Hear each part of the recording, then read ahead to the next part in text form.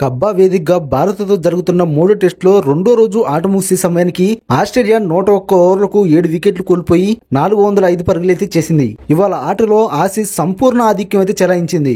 ఊహించినట్లుగానే Travis head మరోసారి టీమిండియాకు కొరకరాని కుయ్యగా మారాడు. వన్డే తరహాలో 160 బంతుల్లో 152 పరుగులు చేసి పెవిలియన్ కు చేరాడు. 18 బౌండరీలు బాదాడు. హెడ్ కు తోడుగా స్టీవ్ స్మిత్ శతకం సాధించాడు. 535 రోజుల తర్వాత టెస్టుల్లో 3 అంకెల స్కోర్ అందుకున్నాడు. భారత బౌలర్లో జస్ప్రీత్ బుమ్రా 5 వికెట్లతో పోరాడాడు. ఓవర్ నైట్ స్కోర్ 28 పరుగులతో రెండో రోజు ఆటను ఆరంభించిన ఆస్ట్రేలియాను బుమ్రా ఆదిలోనే దెబ్బ కొట్టాడు. ఓపెనర్లు ఉస్మాన్ ఖవాజా 21 పరుగులు చేశాడు. మెక్స్ వీనే 9 పరుగులు చేశారు. వీరిని బుమ్రా పెవిలియన్ కి చేర్చాడు. ఆ కాసేపటికే లబుషేన్ ని కూడా 12 పరుగులతో ఉండగా నితీష్ కుమార్ రెడ్డి అవుట్ చేశాడు. అయితే ఈ దశలో బ్యాటింగ్ కు వచ్చిన ట్రావిస్ హెడ్ ఇన్నింగ్స్ స్వరూపాన్ని మార్చేశాడు. స్టీవ్ స్మిత్ తో కలిసి 303 బంతుల్లో 241 పరుగుల భారీ భాగస్వామ్యాన్ని నెలకొల్పాడు. 115 బంతుల్లో శతకం సాధించిన హెడ్ ఆ తర్వాత మరింత జోరు పెంచి 157 బంతుల్లో 150 పరుగుల మార్కును అందుకున్నాడు. మరోవైపు స్మిత్ కూడా 185 బంతుల్లో సెంచరీ బాదాడు. వీరిద్దరి దాటికి రెండో సెషన్ లో ఆస్ట్రేలియా 27 ఓవర్లలో వికెట్ నష్టపోకుండా